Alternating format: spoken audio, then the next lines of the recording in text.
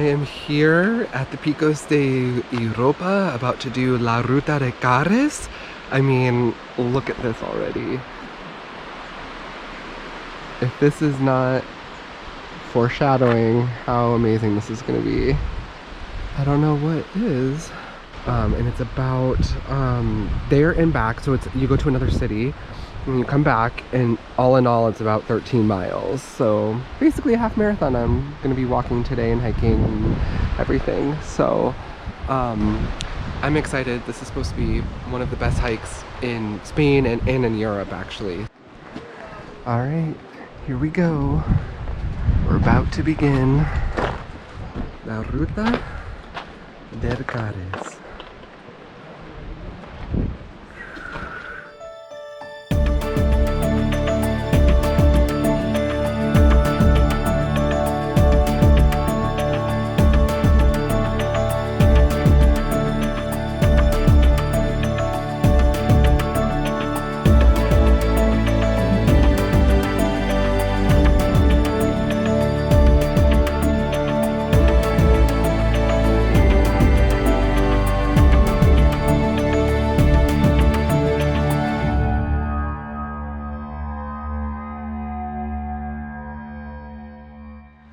No safety rails here on the side. You fall, you're falling down into the gorge. So we'll be extra careful.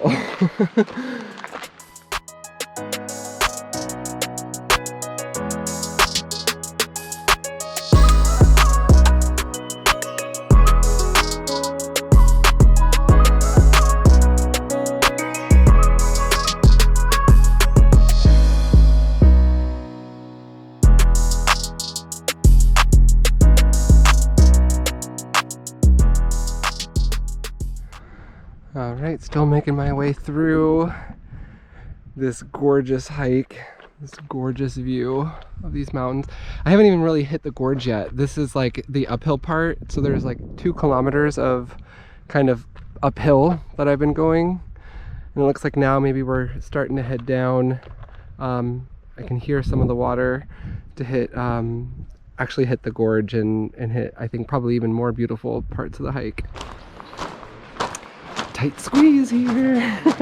No, not really. But how cool, it's like carved out of the mountain, this pathway.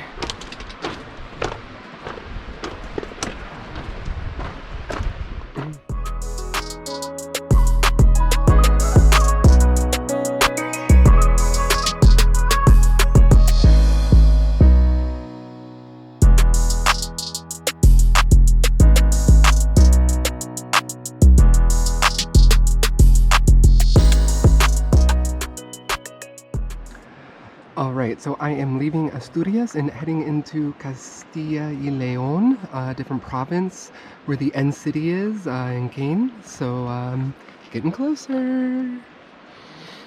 This is the way.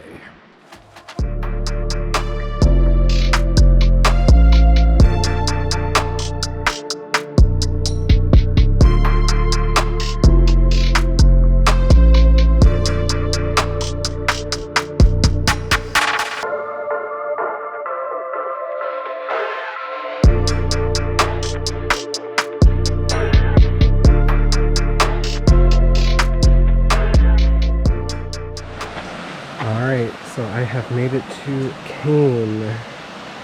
Kilometer 0. Woohoo! I had made it to Cain, so I'm halfway through the hike. It's a there and back path. So you go from the city I started in, Poncebos, and then you come to Cain, and then you go back the same way. So I've made it halfway. Just trying to kill some time because it's like the middle of the day, like 2 o'clock. The sun is in the worst place it could possibly be to take photos of everything. So I grabbed some lunch, and now I'm kind of just walking around this tiny little town. It's very cute, it's very charming. But yeah, the hike is amazing. It's gorgeous. It's a little bit harder than I was anticipating. It's more exertion than I was expecting. The pathway is very uneven. You're basically stepping on rocks the whole time. So it takes a little more out of you because you have to balance and, you know, and there's no safety rails on the side. So got to be careful where you're stepping at all times. But yeah, other than that, it's wonderful. Taking my time.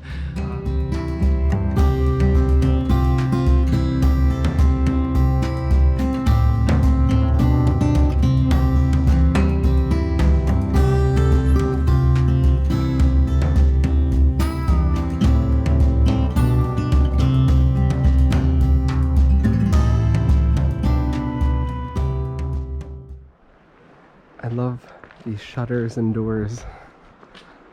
Vintagey, antique-y, painted. And then moss on the side of the building with a mountain view.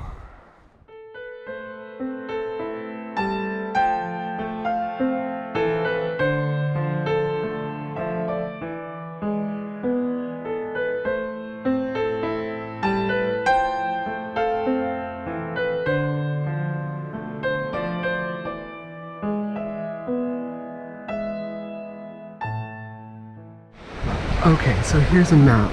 So I started in Poncebos, and so I walked this yellow route all the way to Cain, and now I'm ready to go back the same way, all the way back over here. In all, it's about 13 miles, so I am ready to basically get this half marathon done. I've done half. All right, so I am now leaving Cain. I was feeling pretty tired, I'm not gonna lie. I got up really early, left at like 6:45 to get over here. I didn't sleep all that well, so I just had a double espresso, a Red Bull, and a Coke Zero. So I am caffeinated. I am ready to tackle the second half of this trek here and enjoy my hike. So lots of caffeine, lots of views, lots of fun.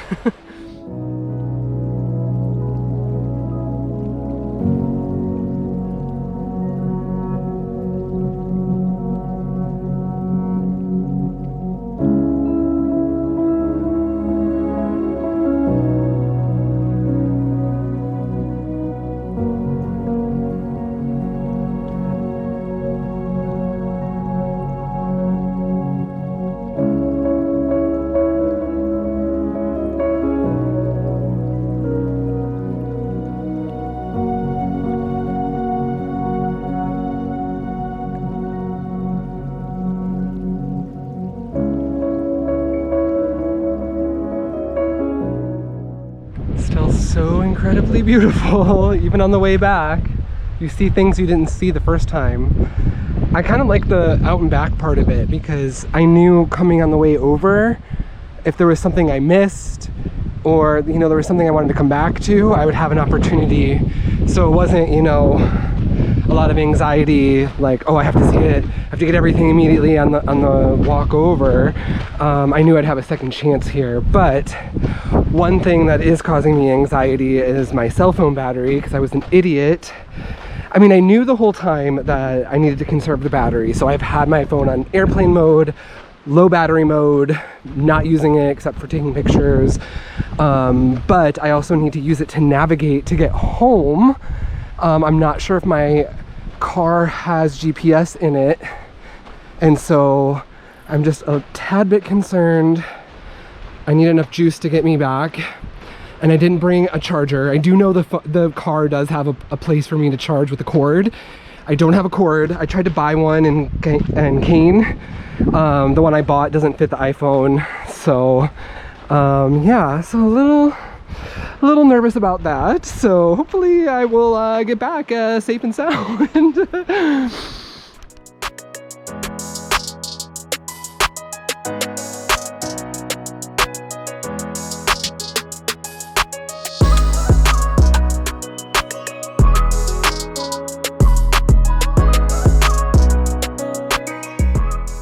So it says Poncebos, an hour and 45 minutes that way, and Cain, where I was, is an hour and 30.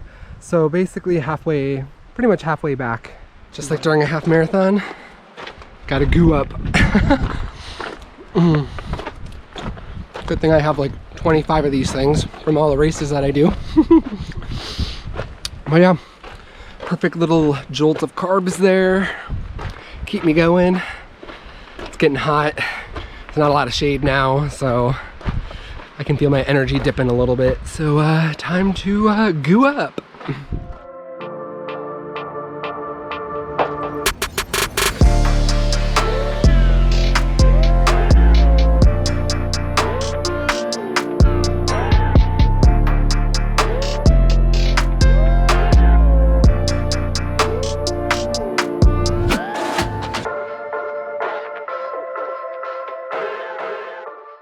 The whole thing with my cell phone battery, that's kind of what sucks about solo travel, is I am relying on myself. If I make a mistake, there's no one here to bail me out. There's no one here to help me, which sucks. You know, I do love solo travel. You get to do what you want whenever you want. You don't have to rely on anyone, but yeah, these are kind of the pitfalls sometimes. I did turn my cell phone off because I was able to find the code for my SIM card. I was worried about turning it off because the SIM card, when you turn your phone off, when you turn it back on, you have to put in a code. And if you don't know the code, you can't use your phone. And you only get 3 guesses, and then I don't know what happens if you don't get it on the 3rd time, but I went through all my photos all the way back to the beginning. Thankfully, I took a picture of it, so I wrote it down. I was able to turn my phone off, so I should be okay. I'm still a little concerned. Hopefully I can buy a cord somewhere. Probably not in this little tiny town, but hopefully somewhere on my way back to Santander, I can buy one of those cords to plug into the car, and then I can just use the navigation system. But this has taught me that, you know, maybe I do rely way too much on my phone. I mean, people traveled for how many years before the internet, before smartphones and everything? You know, so it is possible. It's just the convenience of it, and I become reliant on it. So maybe it's a good lesson today that, you know, don't be so reliant on my phone, because things can happen and you never know. So yeah, I don't know how well you can see that, but there is literally a tree growing out of the middle of that rock horizontally. Like, I don't know how that tree is able to do that. I mean, the fight for survival, anything, man. Go tree. All right, this has been really tough. Going down, there's like all of these jagged rocks. It's not easy to walk down. I feel like I've been going down for like an hour, which isn't true, but it feels like it. I'm just like, whew, my legs are ready to be done. I don't know where the end is. All right, finished. Back down. Whew. It was a long one.